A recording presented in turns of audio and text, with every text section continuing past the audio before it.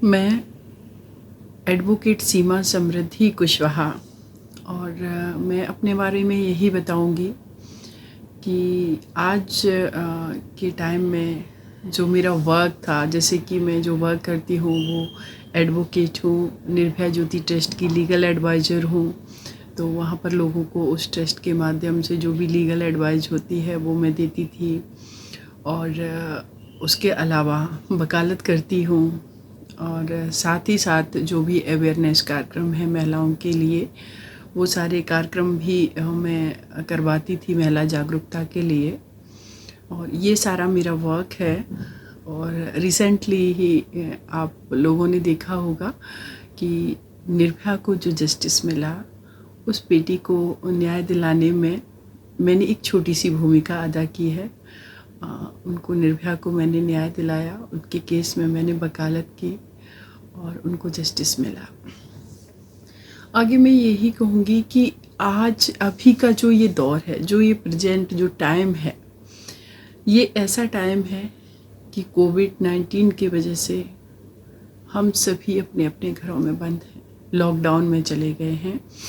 और ये लॉकडाउन मुझे लगता है कि कहीं ना कहीं हमें एक लॉकडाउन नहीं कहूँगी, ये जो कोविड-19 आया है ये सिर्फ भारत नहीं पूरे विश्व को एक चेतावनी की तरीके से है ये संक्रमण जो फैला है। और वो चेतावनी जो है वो नेचर, प्रकृति की तरफ से है हम सभी लोगों के लिए, कि हम सभी लोग लगता है कि ठीक है, एज ए ह्यूमन हमें बहुत कुछ करना है। इंसान अपने माइंड का यूज करके चंद्रमा तक पहुंच गया, अंतरिक्ष में पहुंचा है, बहुत सारी टेक्नोलॉजी आई है। लेकिन मुझे जैसे लगता है कि इस सब की जो डेफिनेशन है कि हम चंद्रमा पर पहुंच गए, फिर ये ज़मीन पर इतनी भयानक ये संक्रमण क्यों हो गया, हमने इस पे नहीं सोचा, हमने बैलेंस नहीं बनाया अपने जीवन में।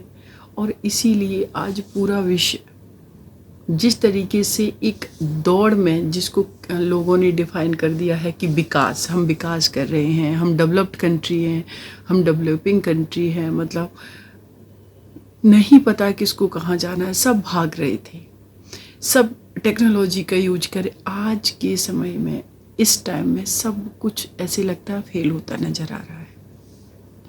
तो ये जो कोविड-19 है, इसने मुझे लगता है कि हम सभी लोगों को, ह्यूमन बीइंग को सोचने का मौका दिया है। जैसे चाइना के बहुत सारे मैंने वीडियो देखे, वो कितने ऑथेंटिक हैं कि वो चाइना के हैं या किस जगह के हैं।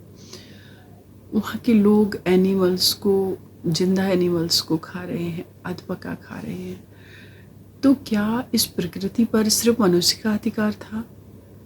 क्या इन एनिमल्स का, जो और लिविंग जो होस्ट हैं, जो थिंग है, उनका अधिकार नहीं था? तो ये एक चेतावनी की तरह हमें लेना चाहिए इसको।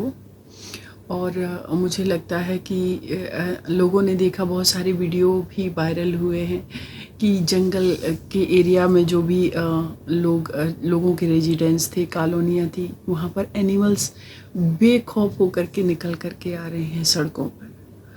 और उनको लग रहा है कि नहीं, अब हमें किसी से डर नहीं है।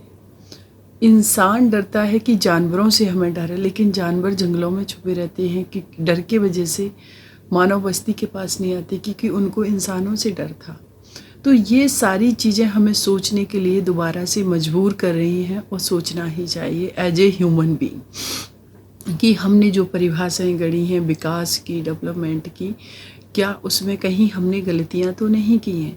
क्या हम भूल गए? क्या हमारी ये गलती तो नहीं कहीं हो गई कि हम इस अंधी दौड़ में भागे जा रहे हैं और प्रकृति को हमने इस हद तक दोहन कर दिया कि प्रकृति ही आज हमसे बदला लेने लगी है? और इस तरीके बहुत सारे टाइम टू टाइम एग्जाम्पल्स हमारे सामने आते हैं।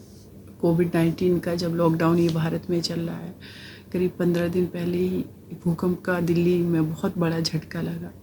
लॉकडाउन में लोग हैं कि घरों के अंदर रहना, भूकंप में हम सुरक्षित होकर के घर के बाहर खुले मैदान में जाने की कोशिश करते हैं। और खुले मैदान में आज डर हो गया है कि हम भीड़ में इकट्ठा नहीं रह सकते हैं।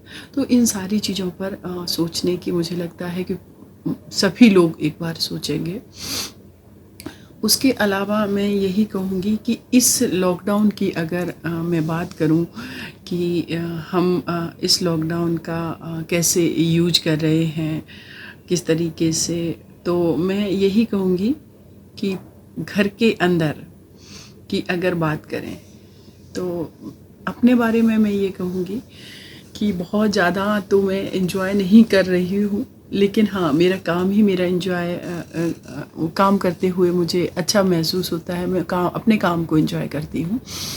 तो क्या हुआ कि जैसे ही निर्भया केस डिसाइड हुआ तो मेरे पास जिस तरीके से लोगों ने मेरे बारे में जाना, तो मेरे पास नंबर ऑफ़ केसेस बहुत आने लगे हैं। वो सोशल मीडिया, चाहे वो हमारा फेसबुक का अकाउंट इनबॉक्स हो या ट्विटर अकाउंट हो, लोग जगह जगह से नंबर लेकर के मुझे फ़ोन कर रहे हैं कि दीदी हमारा ये मैटर है। मेरे पास हर तरीके के मैटर आ रहे हैं, जिसमें ज़्यादातर वो मैटर हैं जो डोमेस्टिक वायलेंस के मैटर हैं और रेप मैटर हैं। रेप करके मर्डर कर दिया गया है। एक मैटर ललितपुर का आया, देखा उस बच्ची को जिंदा जला दिया।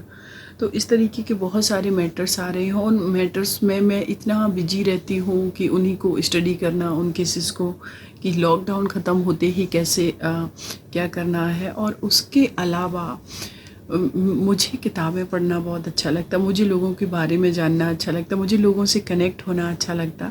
तो आज की डेट में फ़िज़िकली जो हमारी लोगों के साथ जो एक कांटेक्ट होता था कि हम लोगों से फील्ड में जा कर के मिल रहे हैं, ऑफिस में मिल रहे हैं, कार्यक्रम कर रहे हैं, वो सब नहीं कर पा रहे हैं। लेकिन सोशल मीडिया और जो आज की डेट में ऐसे प्लेटफॉर्म है कि वहाँ पर भी जब हम लोगों से कनेक्ट होते हैं तो ऐसा महसूस होता है कि हम उनसे बहुत दूर नहीं गए हैं। कुछ टाइम के लिए हम अपने घरों के अंदर हैं, लेकिन रिलेशन तो हमारे वैसे ही लोगों से मेंटेन है। हाँ, कुछ काम नहीं कर पा रहे हैं। जैसे कि बहुत जो भी केसेस की अगर हम बात करें, एक मेरे पास केस है, बेचारा लड़का इनोसेंट है, जेल में बंद है, लेकिन हम कोर्ट का वर्क नहीं कर सकते हैं। और वो वर्क चूँकि अब क्या किया गया है कि वर्क की बात करें तो केसेस को भी हमारे वकालत के प्रोफेशन में डिफ़ाइन कर दिया गया है कि जो अर्जेंट मैटर है उन्हीं को सुना जाएगा, सारे मैटर नहीं सुने जाएंगे। तो अब इसमें जब मैटर्स को कैटेगरी में डिवाइड कर दिया गया है तो उन लोगों के लिए हम पैर भी नहीं कर सकते हैं। किसी का भाई जेल में बंद है, कोई फीमेल के अगेंस्ट बहुत ज़्यादा मतलब डोमेस्टिक वायलेंस हो रहा है, वो तो उसमें प्रायोरिटी पे इन मैटर्स को नहीं रखा जा रहा। तो एक चीज़ का तो मुझे थोड़ा अफसोस है कि मैं लोगों के लिए जो कोर्ट में जा कर के अच्छे से वर्क कर सकती थी वो नहीं कर पा रही हूँ। लेकिन फिर भी मैं उन लोगों को, जो भी हमारे क्लाइंट्स हैं या जो नए केसेस आ रहे हैं, उनको कुछ ना कुछ मैं डेली सजेशन देती रहती हूँ, कुछ ना कुछ पढ़ती रहती हूँ, किताबें पढ़ती रहती हूँ। मुझे किताबें पढ़ना, लोगों की ऑटोबायोग्राफी पढ़ना बहुत अच्छा लगता है, तो वो पढ़ रही हूँ। और एक और चीज़ कि मेरे जो इन लॉज हैं वो मेरे पास दिल्ली में आए हुए हैं। वो हालांकि मेरे जो फादर इन लॉ हैं उनका थोड़ा हेल्थ इशू था, वो दिखाने के लिए आए थे। तो 15 मार्च को जब वो आए तो उसके बाद उनको मुझे 2-3 दिन के अंदर ही दिखाना था। तो इसके बाद क्या हुआ कि मैं निर्भया वाले केस में बिजी हो गई और उनको मैं हॉस्पिटल नहीं ले जा पाई। उसके बाद लॉकडाउन हो गया है। हालांकि जो हमारे फादर इन लॉ हैं वो बहुत ज़्यादा, मतलब उनका ऐसा नहीं है कि कोई सीरियस प्रॉब्लम उनको है, तो उनका घर पर ही वो मेडिसिन ले रहे हैं। उन लोगों से बात करती हूँ, इतना उनके साथ टाइम 24 घंटे उन्हीं लोगों के साथ रहना है, हस्बैंड के साथ रहना है। और मेरी रिसेंटली ही मैरिज हुई है, तो मेरे जो हस्बैंड हैं वो पहले, मतलब जब मैरिज नहीं हुई थी, आउट ऑफ दिल्ली रहते थे। अब वो ऐसा टाइम है कि 24 आवर्स घर में रहते हैं, तो सबके साथ एक अच्छा टाइम बीत रहा है। कभी कभी जैसे किचन का काम करना मुझे नहीं अच्छा लगता था, अब कोशिश करती हूँ कि कुछ टेस्टी बनाऊँ, वो सब बना रही हूँ। लोगों से फ़ोन पे बात करती हूँ, लोगों को कोई भी हमसे एडवाइस लेता है, फ़ोन नंबर मांगता है इनबॉक्स में, तो मुझे लगता है कि ये पर्सन, इसको नंबर देना चाहिए, ये नीडी पर्सन है, उसको अपना फ़ोन नंबर देती हूँ, उससे बात करती हूँ, उसको समझाती हूँ, लेडीज़ को समझाती हूँ। अगर कोई परेशान है अपने घरों में, उनको बताती हूँ कैसे आपको डील करना है। ये सारी चीज़ें मैं घर में कर रही हूँ। और आई थिंक मुझे लगता है कि पहले जो भाग दौड़ भरी लाइफ थी, जैसे मेरी मदर इन लॉ कहती थी, मुझे लगता है जब वो मुझे फ़ोन करती थी, हाँ बेटा तुम बिजी होगी, तुम बिजी होगी। आज 24 घंटे हम लोग साथ में, जब मर्जी होती है हम दोनों एक दूसरे से बात कर लेते हैं। वो अपनी बातें शेयर करती हैं, अपना एक्सपीरियंस उनका लाइफ का जो रहा है। तो ये एक ऐसा मौका मिला है कि वो अपने लाइफ का सारा एक्सपीरियंस मेरे साथ शेयर कर रही हैं, मैं उनको अपनी बातें बता रही हूँ। तो कहीं ना कहीं गॉड ने, जो रिश्तों की एक क्राइसिस होती जा रही थी, जो रिश्तों के बीच में सिर्फ मैं देखती हूँ अपने प्रोफेशन में कि जो भी केसेस हमारे पास आते हैं वो सिर्फ हस्बैंड वाइफ के इशूज़ के केसेस नहीं आ रहे हैं। वो हस्बैंड वाइफ, अगर कोई फीमेल है उसने कंप्लेन की है तो इन लॉज के खिलाफ भी की है कंप्लेन, या जो हस्बैंड है उसने अपनी वाइफ के अगेंस्ट नहीं, उसकी फैमिली को के अगेंस्ट भी करते हैं ये सारी चीज़ें। तो जो हम जिनके साथ रिलेशन बनाते हैं उनके साथ जो रिश्ते जुड़े हुए हैं उनके साथ भी डिस्प्यूट होता है। तो हमें कहीं ना कहीं मुझे लगता है कि एक परिवार के हम अंदर हैं तो हमें एक दूसरे को समझने का मौका मिलता है। और निश्चित रूप से जो लॉकडाउन ये है ये ख़त्म ज़रूर होगा, और क्योंकि भारत काफ़ी अच्छे से इससे निपटेगा, जो भी कोविड-19 है। और उसके बाद हमें महसूस होगा कि देखिए हमने बहुत कुछ सीखा है, बहुत कुछ सोचा है और अपने रिश्तों को भी समझा है। तो इस तरीके की हम प्रॉब्लम्स नहीं होंगे, कि लोगों की शिकायतें आई थिंक एक तरीके से दूर हो गई हैं। जो लोग इस टाइम को अच्छे से यूज कर पा रहे हैं, अगर परिवार के अंदर हैं, तो वो सोचें कि हाँ ठीक है, हमें अपना जो ऑफिस का वर्क है, ऑनलाइन जो लोग वर्क कर रहे हैं, मैं भी कुछ ऑनलाइन वर्क कर रही हूँ अपना, लेकिन मेरा जो वर्क है वो ज़्यादा ऑनलाइन वाला नहीं है।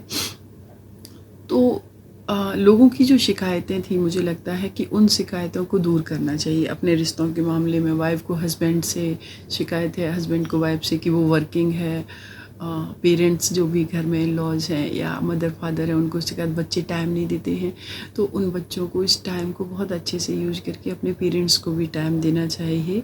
और रिश्तों की जो क्राइसिस है, मुझे लगता है कोविड-19 ये भी हमें सिखा करके जाएगा कि नहीं, प्रायोरिटी में इनको रखो। काम भी अपनी जगह ठीक है, दूसरों के लिए भी काम करो, अपने लिए भी करो, लेकिन जो आपके रिश्ते आपसे जुड़े हुए हैं उनकी भी परवाह करो। अगर हर व्यक्ति अपने परिवार में जिन रिश्तों के साथ वो जुड़ा हुआ है उनकी अगर उन्होंने देखभाल प्यार कर लिया, उनको प्यार दिया, सम्मान दिया, तो बहुत सारे प्रॉब्लम्स तो ऐसे ही सॉर्ट आउट हो जाएंगे। क्योंकि फैमिली मैटर्स में देखती हूँ इसी तरीके के मैटर्स आते हैं, उसमें ऐसा नहीं कि कोई एक दूसरे का दुश्मन है, लेकिन जो मिसअंडरस्टैंडिंग हो जाती है, जो इंसान बैठ के बात नहीं करता है, जो रिश्तों की क्राइसिस, वो इन्हीं सारी चीज़ों की वजह से है।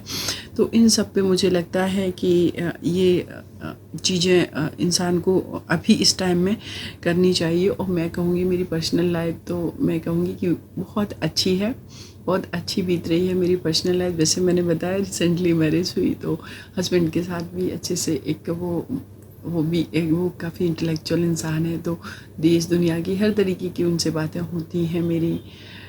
काम भी करीब करीब हस्बैंड तो नहीं करते हैं बहुत, लेकिन मैं, मेरी जो मदर इन लॉ है, हम दोनों लोग माँ बेटी की तरह रहते हैं और एक दूसरे का हाथ बटाते हैं। वो काफ़ी सपोर्टिव हैं इस मामले में, और मुझे भी अच्छा लगता है, मुझे भी अच्छा महसूस होता है उनके साथ में।